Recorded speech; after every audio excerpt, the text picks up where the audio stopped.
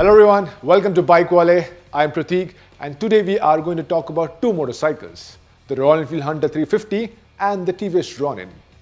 But why are we going to talk about the bikes? Because there are a couple of reasons. The first one being both the bikes belong to the same lifestyle and aspirational segment of motorcycling. They have similar specs and as a result they are similarly priced. And you know, at BikeWale, we always like to give you a detailed analysis, give you a good perspective of all kinds of motorcycles and scooters, and in this video we do the same.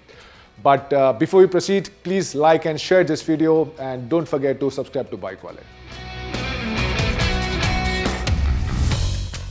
Now let's start with the overall styling. We'll go with the Royal Enfield Hunter first because it's the newest motorcycle in the segment. Now there's one thing Royal Enfield always gets right with its bikes, and that is the styling. With the Hunter 350 as well, the brand has managed to make one sweet looking motorcycle. At first glance, you'll notice a lot of design elements have been borrowed from the Interceptor 650, and that's a good thing because that exact same elements have made the Hunter 350 look extremely aspirational. The dual tone paint scheme, the blacked out wheels with body colored rim tips and smooth flowing fuel tank, these aspects have made the Hunter 350 look modern and retro at the same time. And there are other things like the 4 gaiters and the blacked out exhaust that brings out the urban feel of the bike. In case all these are not enough, Royal Enfield has managed to come out with a whole lot of accessories that enhances the overall appeal of the motorcycle. The TVS Ronin is one handsome looking motorcycle. You know, it has design elements from both a cruiser and a scrambler, and maybe that is why this bike has some good road presence. That golden fork tubes, large fuel tank, dual purpose tires, and not to forget that wide seat churns out great visual appeal. But the best styling aspect of the Ronin is that unique headlamp unit and that offset instrument cluster. TVS has tried something new for the Indian market and it is quite appreciable.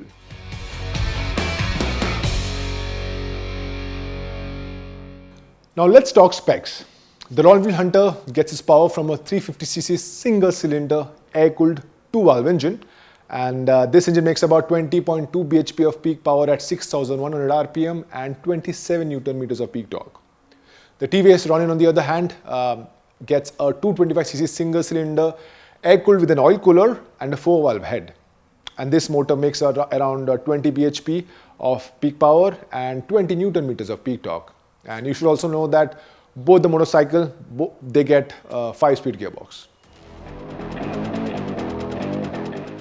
The Hunter 350 gets a super accessible seat height, due to which you can easily have both the feet on the ground. This bike also gets slightly forward bed ergonomics, but the wide handlebar and the comfy seat makes things easy for the rider. Now when it comes to the overall riding experience, the Hunter 350 churns out a good one. Firstly, that exhaust note has quite a bit bass, and that is likely to be loved by a lot of riders. Because it is lighter than the Meteor and the Classic, the Hunter feels quicker than both the bikes. It is also very easy to move the bike around and filter through heavy city traffic. The slow speed ride is good and appreciable. What's not is the stiff suspension setup. Even with the pillion, the Hunter 350 feels a little stiff to ride around, and that could prove to be a negative point for the bike.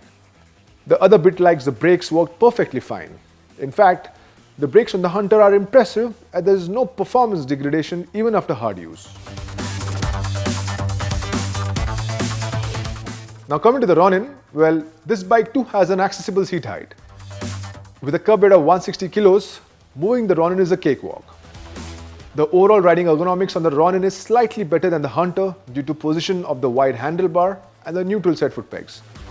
But you may find some issues to grip the fuel tank as the tank isn't tapered enough towards the seat. It is quite easy to steer the Ronin around. It doesn't turn out sharp styling, but it is agile enough to be ridden on roads as well as on some mountain roads. The lean angle, the tires, and the overall performance work well in Ronin's favor. There's one thing that Ronin has a big edge over the Hunter 350, and that's the ride quality. This TVS churns out plush ride quality, be it bigger bumps or undulations. The Ronin felt composed and comfortable.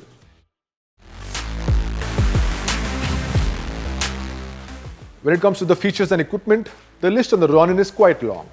It gets full LED lights, glide-through tech, silent starter, hazard switch, zipper clutch, 2 modes of ABS, and fully digital instrument cluster. The Ronin also gets Bluetooth connectivity, adjustable brake and clutch levers, and dual channel ABS system. The Hunter 350 on the other hand doesn't get trip navigation as standard, so the Bluetooth connectivity and feature related to it can be used. What it gets is dual channel ABS system, USB charging port, and a part analog, part digital instrument cluster.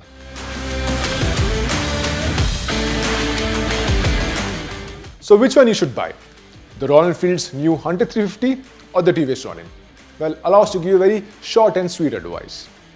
You should buy the TVS Ronin if you're looking for a motorcycle that looks really cool, has good road presence, and obviously rides really well. But the most important thing, has lots of features. It is as simple as that. Because the Hunter 350 is not a feature-rich motorcycle, but it gives out certain riding experience that the TVS Ronin doesn't. I'm talking about the flat torque delivery. I'm talking about the overall riding experience in the city, and obviously we haven't tested that on the highway, but we expect the Hunter to be a good highway motorcycle as well. And it's a Royal Enfield, so the overall styling is also well taken care of by the company.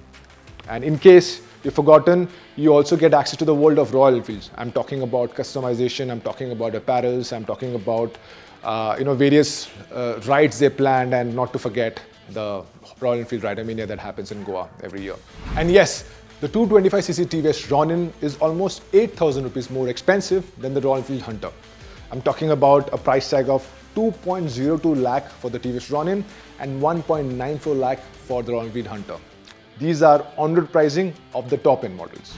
Well, that's all we have for you today, but we have a strong advice. Take a long test rides of both the motorcycles because it's really important to understand, to feel the motorcycle before you put down the money. And once you have purchased the bike, please let us know which bike you have purchased, the Royal Enfield Hunter 350 or the TVS Ronin, in our comment section. And thank you so much for watching.